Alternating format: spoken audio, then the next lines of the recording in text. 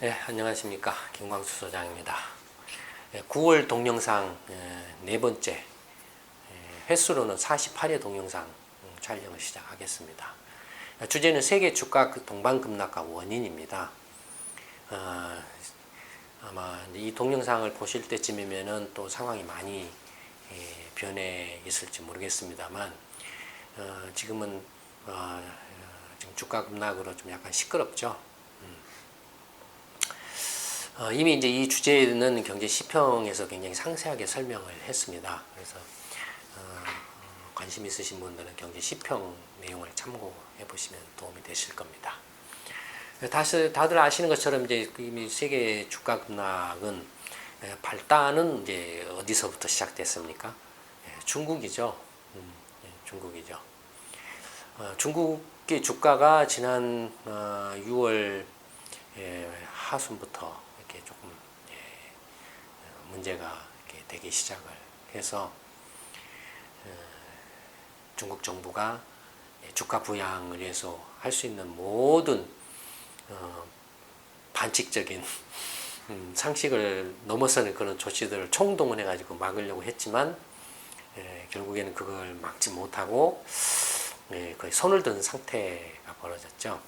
보시면 이제 중국 상하이 종합주가지수를 한번 먼저 보시면 이게 이제 2014년 1월부터 이제 최근 주가 급락까지 상황인데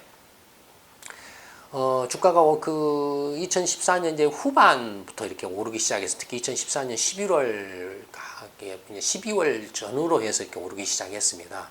왜 이때부터 올랐느냐 하면은 다들 아시는 것처럼 후광통을 이렇게 시행을 하기 시작했죠. 11월부터 상하이하고 선전거래소하고 중국 홍콩거래소 간에 서로 교차 매매를 하고 사고 팔 수 있도록 허용한 거죠.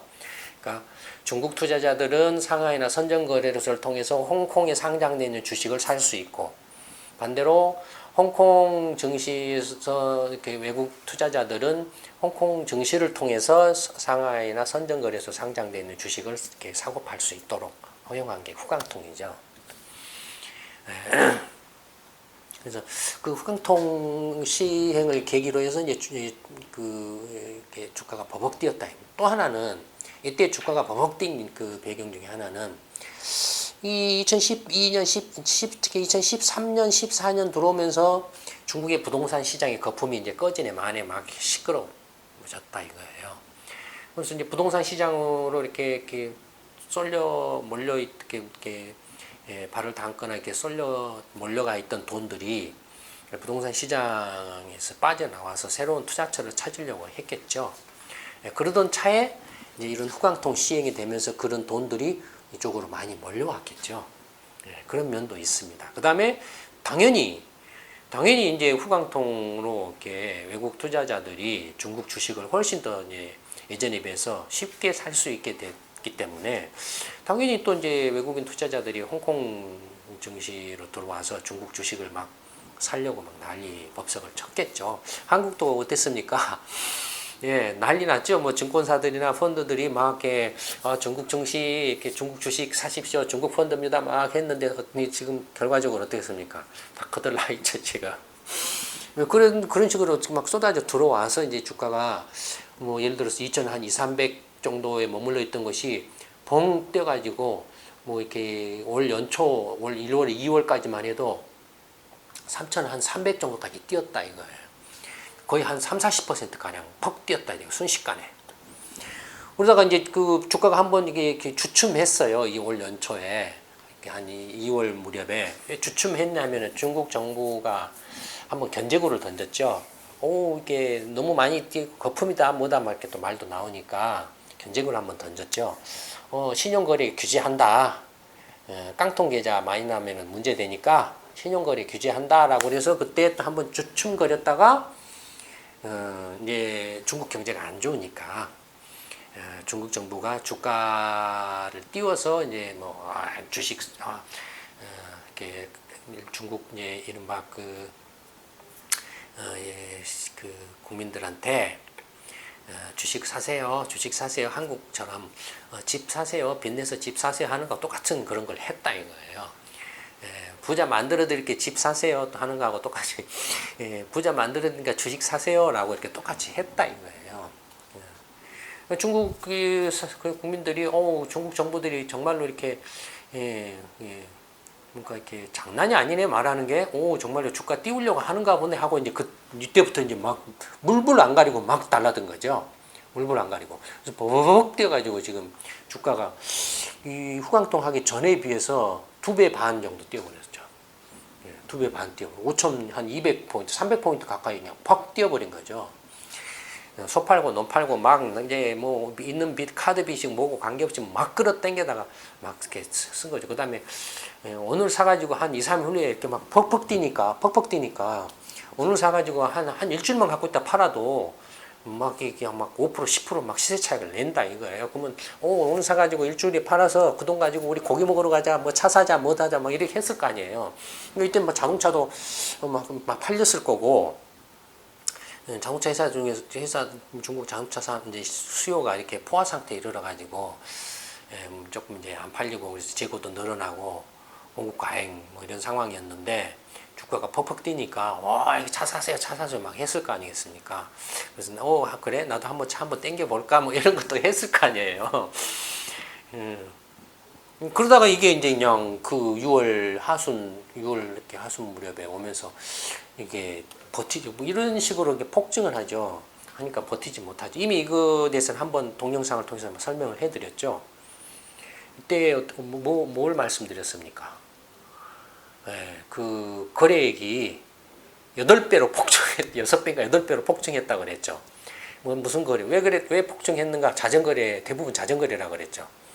막 사고 팔고 막 이렇게 하고, 그 다음에 빚 땡겨서 하고, 신용거래 막 하고 해서 8배로 그냥 순식간에 그냥 막, 그러니까 거래량을 보면은, 거래 금액을 보면은, 이렇게, 이 주가는 이 정도지만 거래 금액을 보면은 이렇게 했다가 그때 동영상 보시면 이렇게 뛰어버렸다고 그랬죠. 거래 금액이. 이렇게 뛰었다가 이렇게 죽어버리는 그런 모습이죠. 그러니까,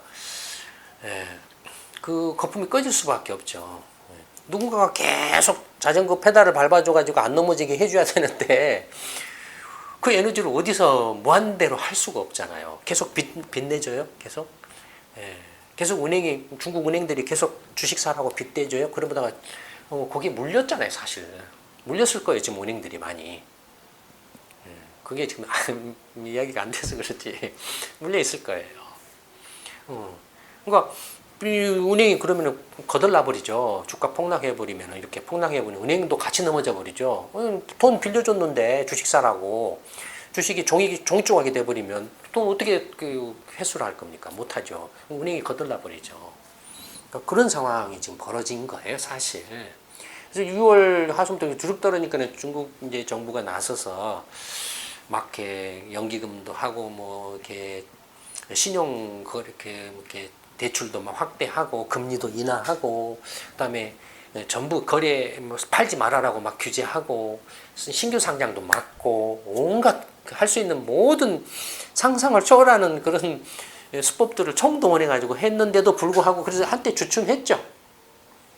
3천 한 그 300포인트까지 쭉 떨어졌다가 한때 주춤하면서 4,000포인트까지 다시 반등을 살짝 했었죠. 했다가 다시 주르륵 밀리면서 이제 중국 주가가 이렇게 밀리면서 이제 이렇게 지금 이제 문제가 된 거죠. 근데 중국 주가가 이렇게 떨어졌을 때만 해도 이렇게 다시 밀릴 때만 해도 그 올가나 이런 데서 뭐라고 말하는지 아세요? 우리 중국 주식을 그렇게 많이 안 샀다. 사고 싶어도 많이 못 산다. 중국 정부가 규제를 했기 때문에 많이 못 샀다. 그래서 중국 주가 떨어져도 거품이 꺼져도 그 다른 그 미국이나 유럽이나 일본 이런 나라에 미치는 충격이나 영향이 별로 크지 않다라고 이렇게 이야기했어요. 처음에 반응이 그랬어요. 그랬는데 그런 상태에서 이제 그 중국 그 인민은행이 아까 말씀드린 이런 상태에서 위안화 평가 전환을 탁 했다 이거예요. 그게 심리적으로 한번 탁 왔다 이거예요. 왔지만 그래도 평가 절하 그 자체가 그 폭이 크지 않았을 뿐만 아니라 이게 평가 절하 해가지고 다시 이렇게 반응이 없었어요. 그냥 뭐 이렇게 말로만 이렇게 했지 중국 경제가 이제 그 안 좋은가 보다. 이제 이런 생각이 좀 들기 시작한 거죠. 중국 경제가 좀 안 좋은가 보다. 안 좋은가 보다. 뭐 이런 생각이 들기 시작했다가, 갑자기 이제 그 눈치를 보기 시작한 것 같아요. 제가 볼 때. 미국이나 일본이나 유럽이나 뭐 다른 나라들이 설쳐서서 이렇게 눈치를 보면서, 야, 중국이 정말로 좀 안 좋으면 이게 문제인데 하면서 먼저 슬쩍 빠지려고 한 것 같아요. 그러니까 서로 이제 그것이 눈치 보다가 이렇게 눈치 작전으로 보다가 한꺼번에 몰린 거예요, 지금. 서로 먼저 빠지려고 한꺼번에 이렇게 서로 먼저 빠지려고 손을 썼는데 그게 딱 겹쳐버린 거예요. 겹쳐버리면서 같이 그냥 우장창창하고 빠진 거. 그런 모습 같아요. 그러니까 중국 경제가 안 좋네 하면서 이제 막 이렇게 눈치 보면서 먼저 빠지려고 하다가. 그래서 이제 주가가 이렇게 급락한 원인이 첫째는 이제 당연히 이제 중국발이죠. 지금 보신 것처럼 중국발이죠. 중국이 거품이 꺼지면서 이제 어쨌든 간에 이제 시작된 거니까 중국발이지만, 그러니까 중국 요인이 있어요. 중국 요인이 있지만 중국 요인 이전에 보다 더 그 또 다른 근본적인 요인도 하나 깔려 있다 이겁니다. 네. 근본적인 요인이 하나 깔려 있다 이겁니다. 그게 뭐냐? 먼저 이제 중국 요인으로는 말씀드렸던 것처럼 중국 주가 거품 붕괴가 이제 있었고, 그 다음에 그걸 계기로 해서 중국 경제가 안 좋은 거 아니야? 저거 뭐 2분기에 7% 성장했다고 하는데 실제 저거 거짓말 아니야? 뭐 이런 거 있잖아요. 그리고 여러 가지 또 각종 경제 지표들이 나온 게 굉장히 안 좋게 나오니까 상당히 그 중국 경제 안 좋네 하는 이제 불안 심리가 막 이제 증폭된 거죠. 주가가 이렇게 막 거품이 꺼진 데다가 평가절하도 뻥 이렇게 이제 평가절하도 팍 갑자기 그냥 기습적으로 하고 하니까 좀 뭔가 불안 심리가 커진 거죠. 불안 심리가. 그러면서 또 중국 경제가 안 좋으면 어떻게 되지? 계산을 해보니까 중국 경제한테 지금 이렇게 가장 물려있는 나라가 어디야? 그러니까 자원국가들이에요. 브라질이라든지 캐나다라든지 호주라든지 뭐 이런 자원국가들이에요. 그럼 이 자원국가들도 같이 몰려서 안 좋아지겠네? 뭐 이런 거. 그 다음에 중국 경제가 안 좋아지면 또 어떻게 되지? 중국한테 수출을 많이 하는 나라, 일본이나 한국이나 이런 나라, 뭐 이런 나라는 또 좀 안 좋아지겠네? 중국한테 차를 많이 파는 독일이나 이런 나라. 그러면 선진국 경제도 별로 안 좋아지겠네? 이렇게 이제 막 되는 거예요. 이제 꼬리를 물고 막 이렇게 이제 불안 심리가 막 증폭이 되는 거예요. 그렇게 증폭되면서 그럼 내가 먼저 빠져야지 하다가 서로가 이제 내가 먼저 빠져 하다가 그게 딱 겹쳐서 그냥 훅 빠진 그런 모습이라는 거죠.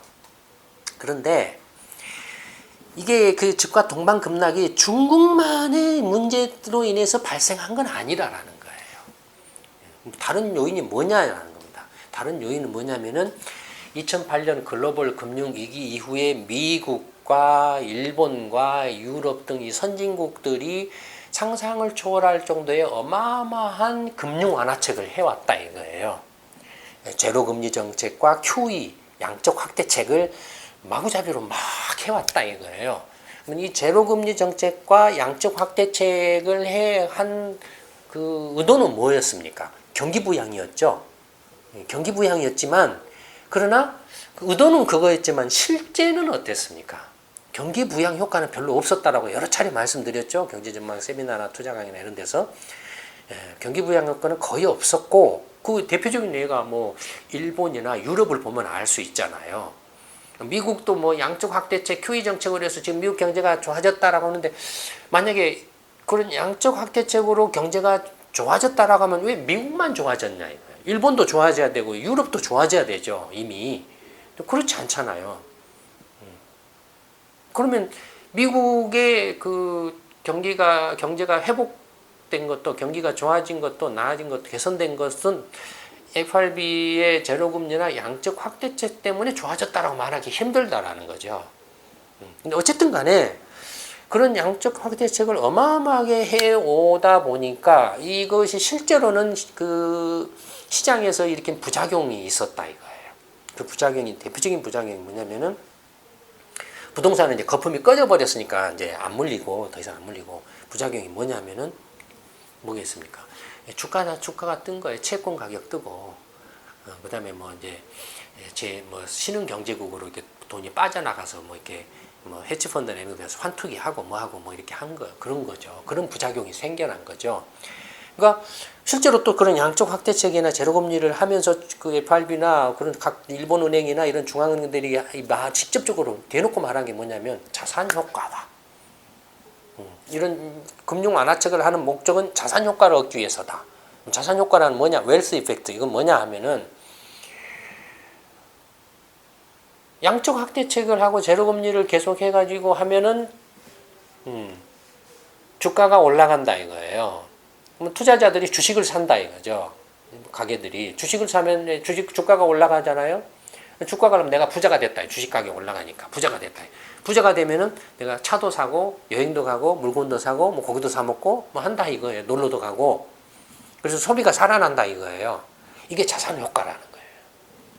그러니까 양적 확대책이나 제로금리 정책의 목적은 주가하고 채권 가격하고 이렇게 모든 자산 가격을 띄우는 것이 목적이다. 물론 목적 수단이라는 거죠. 궁극적인 목적은 소비를 그를 통해서 소비를 이렇게 활성화시킨다라는 거죠. 그러나 실제로 소비는 활성화됐냐 이거예요. 생각만큼 그렇게 소비는 활성화 안 됐죠. 양적 확대책이나 제로금리를 한 것에 비하면 벌써 7, 8년에 걸쳐서 이렇게 장기간에 걸쳐서 10년 가까이 이렇게 해오고 있는데도 아직 금융위기 전 수준 실제 그 체감 경기는 수준을 못 넘고 있다 이거예요. 그러니까 그런 상태인데 그러니까 주가만 벙벙벙벙 떴다 이거예요. 주가만 너무 주가가 뜨다 보니까 그러니까 예를 들어서 이제 그런 지금 이제 그 주가가 이렇게 많이 이렇게 엄청나게 이렇게 그 자산 효과를 해서 이렇게 뛰어왔는데 그 부담이 지금 너무 커져 버렸다라는 겁니다. 지금 이제 어떤 부담입니까? 주가를 띄우고 채권 가격 띄고 막 하니까 그 거품이 낄 거 아닙니까? 당연히 거품이 끼겠죠. 그 거품 부담이 커져 버렸다라는 거예요. 그러니까 이미 그 작년 이제 그 2013년에 QE 출구 전략 권인기 전 의장이 출구 전략 거론했을 때도 주가가 한번 붕 빠져 떨어졌죠. 급락했죠. 채권 가격도 막 급락하고 그랬죠. 그다음에 작년 연말에 이제 출구 전략 했죠. QE 정책 종료하고 QE3 종료하고 이제 금리 올리네 마네 하는 말 나오기 시작할 때부터 이제 또 이렇게 막 이렇게 뭐 좀 이렇게 눈치 보기 시작했죠. 그러니까 이미 미국이나 유럽이나 일본에서는 미국 FRB가 QE3를 종료하고 금리를 올린다라고 말을 하기 시작한 순간부터 이제 거품이 꺼지네 마네 하는 이야기들이 벌써 그때부터 나오기 시작했다. 작년 후반부터 뭐 보빗도 그런 말했고 칼 아이칸도 그런 말을 했고 뭐 빌 그루스도 그런 말했고 하여튼 뭐 슐레징건가 뭔가 이런 사람도 말을 했고 하여튼 내노라 하는 그런 글로벌 그 투자 전문가들이 다 거품 경고를 하고 심지어는 FRB의 앨런 의장도 지난 5월 달에 주가 거품이 있다. 채권은 더 있다. 이런 말도 했잖아요. 그러니까 이미 거품을 굉장히 강하게 의식을 해오고 있었다라는 거예요. 그래서 이미 이제 거품 조정이 일어난다 계속 그런 상황이에요. 그 전까지만 해도 그냥 막 눈 감고 사자 막 이렇게 계속 그래서 금리 올리지 마라 뭐 이런 이렇게 경기 안 좋다라고 막 이런 소리를 해왔잖아요. 그러면서 주가는 계속 올랐잖아요. 경기가 안 좋으면은 FRB가 또 양적 확대책을 연장하고 확대한다 그래서 주가가 오르고 경기가 좋으면은 좋다라고 해서 또 오르고 뭐 이렇게 해왔잖아요. 지난 6년 동안은 그렇게 해왔다 이거예요. 근데 S&P 500 지수 같으면은 2009년 기준으로 2010년 기준으로 해도 2010년 기준으로 5년 동안 계속 올랐다가 계속 주주주주주쭉 올랐다가 이때가 이제 금융 QE 정책을 계속 QE2 뭐 트위스트 오퍼레이션 뭐 그다음에 QE3 막 이렇게 계속 했잖아요. 그러다가 보시는 것처럼 올해 들어와서 주가 이렇게 계속 한 2009년부터니까 9, 10, 11, 12, 13, 14, 6년인가요? 9, 10, 11, 12, 13, 14, 6년 동안 계속 올라왔던 것이 2015년 딱 들어오면서부터 어떻습니까? 멈췄죠. 올라가는 게. 멈췄어요. 그러니까 금리 인상.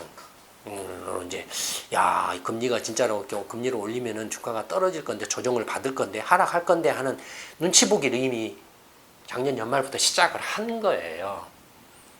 그러니까 뭔가 이제 핑계만 있으면 이제 주가가 떨어질 판이에요. 상황이 이미 그런 상황이었어요. 나스닥도 봐보세요. 막 올랐다가 상승하는 폭이 지금 멈춘 거예요. 예, 멈춘 거예요. 니케이 지수도 2012년 말에 그 아베노믹스 한 해 만에 하면서부터 주가가 막 8천에서 막 올라가지고 2만까지 막 치고 올라왔잖아요. 이렇게 또 2차 확대하면서 뭐 팍팍 쳤잖아요. 그러다가 올해 들어와서 이렇게 멈췄잖아요. 멈춘 이유는 뭐냐면은 일본 경제가 어땠습니까? 올 2분기에 마이너스였죠. 마이너스였죠. 그러니까 아베노믹스가 자초되네 만에 아베노믹스가 이게 효과가 없네. 그다음에 아베 정권이 좀 지지율이 푹 떨어져 버렸어요. 안보법 뭐 강제로 이렇게 억지로 밀어붙이기로 해가지고 일본 국민들한테 강력한 반발을 받아가지고 사가지고 그러면서 이제 이게 아베노믹스 또 이렇게 눈치 보니까 도저히 지금 이렇게 이미 아베노믹스는 2014년 말까지로 1차 이렇게 그 성과를 낸다. 일본 경제가 정상화된다라고 했는데 그게 도저히 안 된다 싶으니까 그걸 취소를 해버렸죠. 취소하고 작년에 그 총선을 해버렸죠. 선거를 해버렸죠. 그 취소하는 선거를 해버렸죠. 선거해가지고 그걸 2014년 말로 기한을 정해놨던 걸 2017년 3월까지로 늘려놔 버렸죠. 근데 지금 올해 들어와서 2017년 3월이면 그냥 남은 시간이 지금 이제 한 1년 6개월밖에 안 남았어요. 뭐 1년 이제 올해 다 갔으니까 한 1년 한 6개월밖에 안 남았어요. 한 1년 6개월 동안에 그만 아베노믹스 목표를 달성하냐? 일본 경제가 정상화되고 뭐 물가 목표 2% 달성되고 하냐? 도저히 안 될 것 같아요. 지금 이렇게 2만 포인트 딱 와가지고 지금 이제 계속 그러니까 일본은행이나 아베 내각 정권이 어떻게 해서든지 주가를 막 띄우려고 발버둥을 쳐온 거예요. 발버둥을 쳐왔는데도 지금 이제 멈춘 거예요. 지금 2만 포인트에서. 못 올라오고 눈치를 보고 있는 거예요. 지금. 이런 상황에 부딪힌 거예요. 그 전에 과연 이 미국, 영국, 일본, 유로권 이게 4대 경제권에 그 금융 완화책이 어느 정도였는가를 한번 간단히 보면 기준금리는 다 0% 정도죠. 미국은 0%에서 0.25, 영국은 0.5%, 일본은 0.1%, 유로권은 0.05%. 거의 0%죠. 물가 상승률을 감안하면 실질금리는 다 마이너스죠, 지금. 그 다음에 양적 확대책을 이제 미국 같으면은 그 이제 금융위기 2009년 초부터 이제 시행한 그걸 누계로 이렇게 해보면 총 3조 6천억 달러를 해왔다 이거예요. 영국은 3,750억 파운드를 했어요. 이거 달러로 환산하면 약 그 6천억 달러 가량에 해당합니다. 그 다음에 일본의 경우에는 240조 원 가량 했습니다. 이건 언제부터 했냐면 일본의 경우에는 2013년 아베노믹스 할 때부터 거의 240조 원이 불과 한 3년, 지금 2013년 시작 2년 동안에 다 이렇게 폭증을 한 거예요. 달러로 환산하면 2조 5,600억 달러에 달합니다. 그 다음에 유로권의 경우에는 1.41조 유로가량 늘어났는데 달러로 환산하면 1.86조 달러 정도입니다. 전부 이걸 합치면 한 8조 6천억 달러 되죠. 이 4대 경제권이 지난 2009년부터 최근까지 해온 양적 확대책 규모를 보면 8조 6천억 달러예요. 8조 6천억 달러면은 이게 일본 경제의 한 3.5배예요. 일본 GDP의 3.5배예요. 그 다음에 거의 유로권 경제에 약간 못 미치는 정도? 이럴 정도로 어마어마해요. 완전히 돈을 쏟아 부었다라는 거죠. 그 다음에 문제는 뭐냐면은 미국하고 영국은 일단은 이제 그 종료가 됐어요. 양적 확대책이. 종료가 됐지만, 양적 확대책으로서 산 국공채는 그대로 현재 보유하고 있어요. 그걸 팔아야 되는데 안 팔고 지금 계속 그 잔고를 유지를 하고 있어요. 그 다음에 일본하고 유로는 지금도 현재도 계속 매달 늘려가고 있어요. 일본은 지금 1년에 80조씩 늘려간다. 80조씩 늘려가는 거니까 그러면은 11로 나누면은 한 7, 7, 24, 한 한 6조 5천억 원 정도, 6조 5천억 원 정도를 매달 지금 국채나 공채나 주식을 사재기는 일본은행. 심지어 일본은행 주식까지도 사요. ETF를 사들이고 있어요. 그러니까 완전히 아베노미스는 주가 띄우는 거에 지금 초점을 맞추고 있죠. 유로권 같은 경우도 전체 지금 현재 유럽 중앙은행이 내년 9월 달까지 매월 650억 유로씩 국공채를 사는 걸로 해서 현재도 지금 진행 중에 있습니다. 계속 늘어나가는 거예요. 이게 각 나라 경제권별로 어느 정도 되냐면 GDP 대비로 이렇게 환산을 해보면은 미국은 GDP 대비 23% 정도에 해당하는 양적 확대책을 했고, 영국도 23% 정도.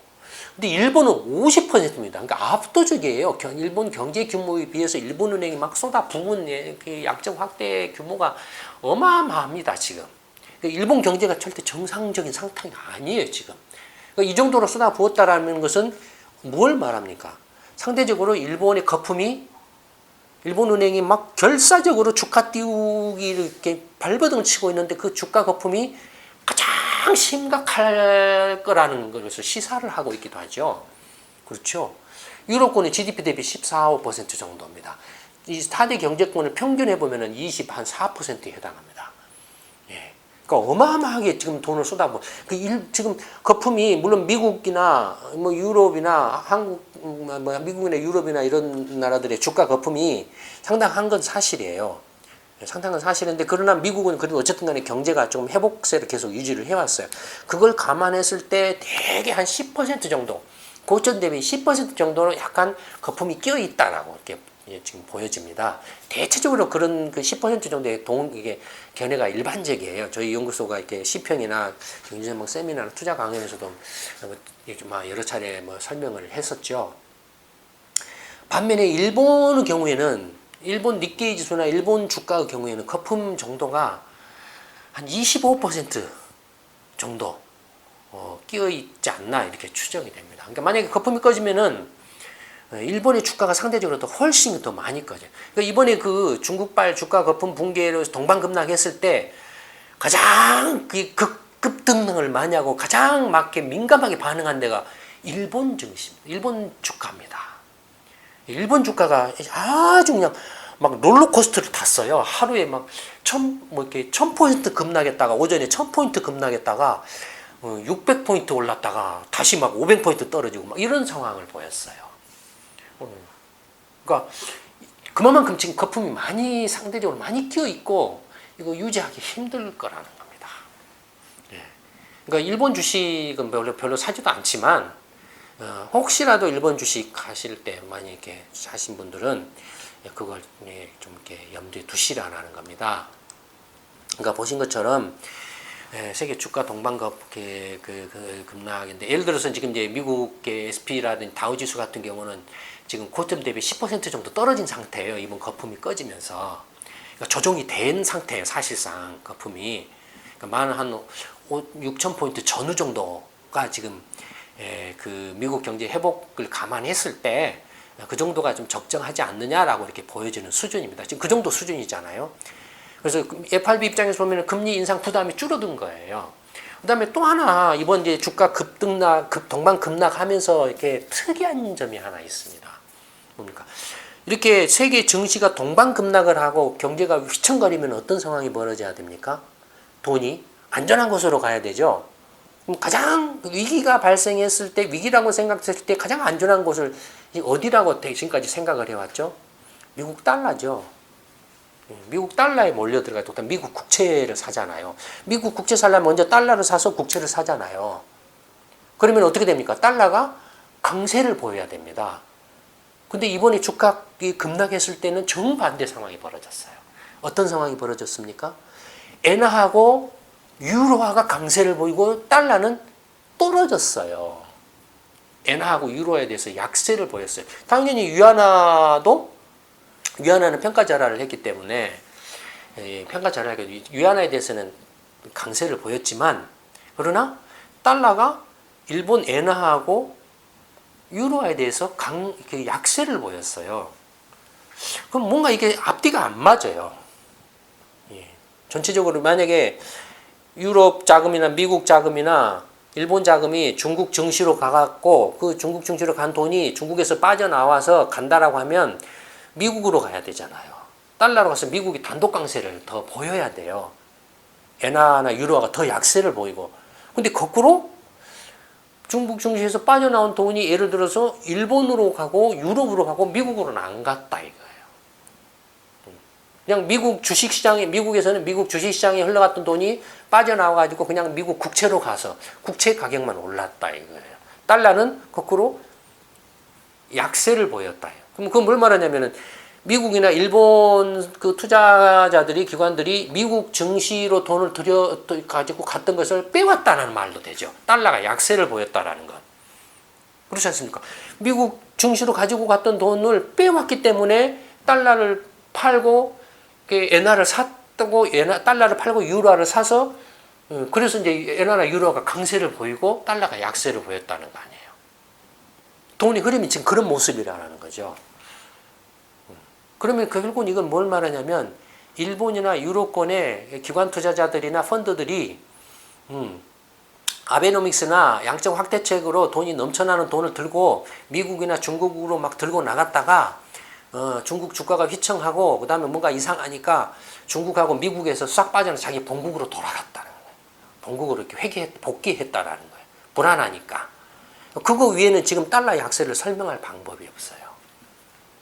근데 미국은 어땠냐면은, 그럼 미국도 중국이나 일본이나 유럽에 투자한 돈이 빠져나가야 되는데, 미국은 어떠냐 이거죠. 미국으로 돌아가야 돼. 미국으로 안 돌아갔다 이거예요. 그 안 돌아갔다라는 건 뭘 말하냐면은, 미국은 먼저 빠져나갔을 가능성이 높다라는 거예요. 미리 빠져나갔을 가능성이, 중국께서 미리 빠져나갔을 가능성이 높다라는 거예요. 이게 조금 그 미국 그 전문 투자자들하고 글로벌 그 금융기관들하고 일본하고 유럽의 기관들하고 약간의 실력 차이인 것 같아요. 제가 볼 때. 먼저 빠져나가서, 그러니까 굳이 그 돈을 여기저기 막 옮길 필요가 없고 미리서 딱 보고 대신에 미국 주식시장에 넣었던 돈을 빼서 이제 미국 국채로 갔다 이거죠. 미국 투자자들은, 미국 금융기관들이나 뭐 펀드들은 주식시장에서 그래서 이제 주가는 떨어지고 채권 가격은 올라가고. 만약에 일본이나 유럽도 사실 이렇게 위기가 발생한 위기적인 상황이 이렇게 전개되면 돈 들고 달러 사가지고 미 국채를 사재게 해야 되는데 안 그랬다 이거예요, 지금. 이게 좀 상당히 특이한 현상이에요. 그 과거에 좀 이런 그 경제적인 큰 동요가 있었을 때에는 볼 수 없었던 아주 특이한 현상. 물론 2010년에 QE2를 했을 때 그때는 이제 그 FRB든 누구든 다 뭐라고 어떻게 생각을 했냐면 FRB가 달러를 막 찍어내면 화폐적 인플레가 일어나는 거 아니냐 그걸 우려했어요. 그 당시에는 다. 근데 실제로 해보니까 화폐적 인플레가 이렇게 안 일어나더라 이거죠. 그 당시에 브라질 중앙은행이 막 브라질 정부가 미국에 대해서 비난을 했잖아요. 그 다음에 G20 그 회의에서도 각국 중앙은행이나 재무장관 회의 때도 QE2로 인해서 달러가 그때 그래서 초창기 때는 QE2 할 때는 달러가 약세를 보였었어요. 그때 약세를 보인 이유는 달러 인플레가 일어나는 거 아니냐는 우려가 있었기 때문에. 근데 그 후에는 이제 그게 아니고 주가가 QE2로 인해서 주가가 더 뛰고 더 좋아지더라. 가격이 이게 주가가 뛰더라. 그다음 막 QE 정책을 할 때마다 주가가 뛰더라. 또 그것들 핑계로 해서 주가를 띄우더라. 이렇게 되니까 달러 약세커녕 QE 정책을 하면은 달러가 강세를 보였어요. 그랬는데 그런 상황이었죠. 근데 지금 이번에 주가 급락하면서 달러가 약세를 보였다는 게 아주 특이하다는 그거에 대해서 경제 시평에서도 또 자세하게 설명을 하고 있습니다. 시평 궁금하신 분들은 시평을 참조해 보시고 이렇게 경제가 크게 동요할 때일수록 앞을 내다볼 수 있는 올바른 정보와 지식을 이렇게 접하는 게 중요합니다. 그래서 형편이 되신 분들은 경제 시평을 참고해 보시기 바랍니다. 9월 네 번째 마지막 동영상 촬영은 이걸로 마치도록 하겠습니다. 감사합니다.